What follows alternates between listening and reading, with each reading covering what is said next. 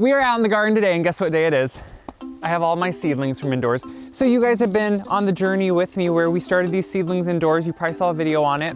And now my cabbages, broccolis, cauliflowers, those early, cool, loving plants, seedlings, are ready to go. So I've been hardening them off outside, getting them acclimated to the outdoor weather, starting with an hour, 2 hours, every few days, and getting it more and more until they're used to the elements, which today's kind of nice. It's an overcast day, and I love to plant seedlings on overcast days because on direct full sun days, well, it can be a little hard on them and it can stress them out. So on these overcast days, it's really nice. But you can see I have quite a few of my seedlings here, and every year I rotate my raised beds one space. So it's not for every 4 years that they're in the same spot.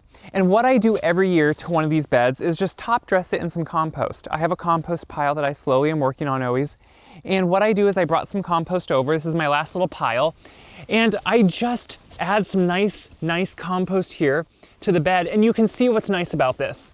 My compost is pretty much acting as a soil would. It's pretty much almost like a topsoil in the sense that it's not big chunks of things. It's this nice, loamy, just beautiful textured dirt, soil, compost. That's what it is. It just works in, and what it has is lots of wonderful nutrients. So I add lots of leaves to my compost, green material when I'm done with it in the garden or in flower beds. And then after, 3-ish years usually of sitting and turning in a pile with manure and any of those clippings, it turns into this beautiful compost that's just ready to go and ready to plant in. So I only do about 1 inch or 2 usually on top of my raised beds, and that is the whole point of a raised bed system. You don't till up the soil in a raised bed. There's microorganisms living in the soil. There's lots of wonderful healthy structure. Instead, what you do is you add a layer and you're only suppressing whatever weed seeds could be in your raised beds, suppressing them down. When you till them, you bring all those seeds to the top, they get light, air, moisture, and guess what they do? They grow. So what we're gonna do today is we're gonna map out, I'm gonna set my plants out, kind of how I wanna plant them, then I'm gonna go through and I'm gonna plant them. So I like to do a mixture here, and you can see I start a lot of my own because there's certain ones always that I want. Some of them I did with soil blocking, meaning they don't have separate containers, and some of them I did in cell packs or small containers, it just depends. So you can see they're ready to go because look how big these guys are. They look super healthy, super exciting. So I'm loving how these looking. So before I lay them out, I'm gonna go get a little bit of fertilizer so we can get the bed off correct for the year, and then we'll get started. So I don't like to put synthetic fertilizers on my garden beds. Honestly, the compost is a lot of nutrients that I just love to use. But every so often, I do like to add a little bit of organic. Organic is the key component here. Plant tone. Because plant tone is just an all-purpose, but it's not a synthetic all-purpose, it's an organic all-purpose fertilizer. And it can just be really good for my garden beds, especially because, I don't add a lot of compost every year, I just add some. So this adds some more organic nutrients to the soil and really just helps these beds. And honestly, we can all use a little bit of help. And the thing is, you work it into just the top couple inches. I don't want to till in anything. And that's the whole point. You don't want to till this in, but since I put down some compost, all I now have to do is just slowly either rake this or work it in like this, and that's all it takes. So this is just one of those great practices to me to get into when you're getting ready for spring like this. You're going through getting your beds ready, and you're just getting them a little bit more nutrients. This is also a good time to kind of look at your overall soil health, see how nicely it breaks up. I don't know, I think there's just something wonderful about getting outside in the spring,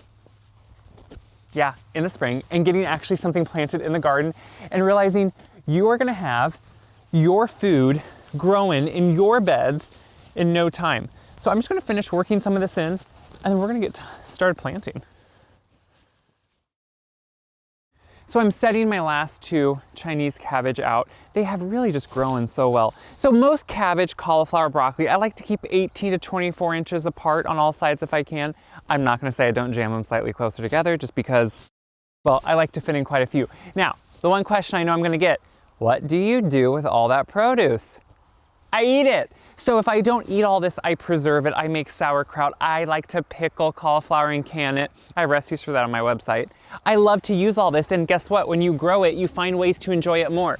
So what I like to do first is set out and somewhat measure my plants to make sure they're gonna be spaced correctly.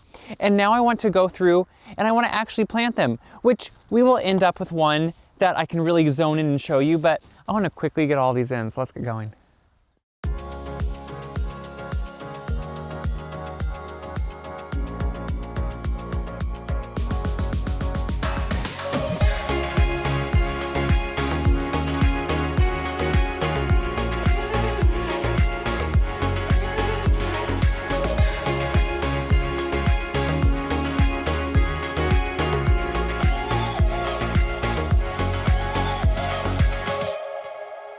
So I'm finishing up with my last two, which you can see here.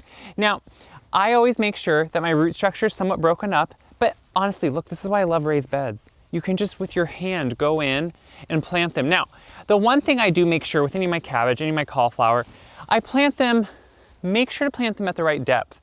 Don't want to go too deep, obviously, to bury their crown, but you want to plant them deep enough so the wind doesn't break them off. Because if you just kind of put them above ground like this and then plant them too high, the wind can come through, especially where I live here on the prairie. The wind really does come creeping down the lane, and it doesn't creep, it just hollers down and it can really break things.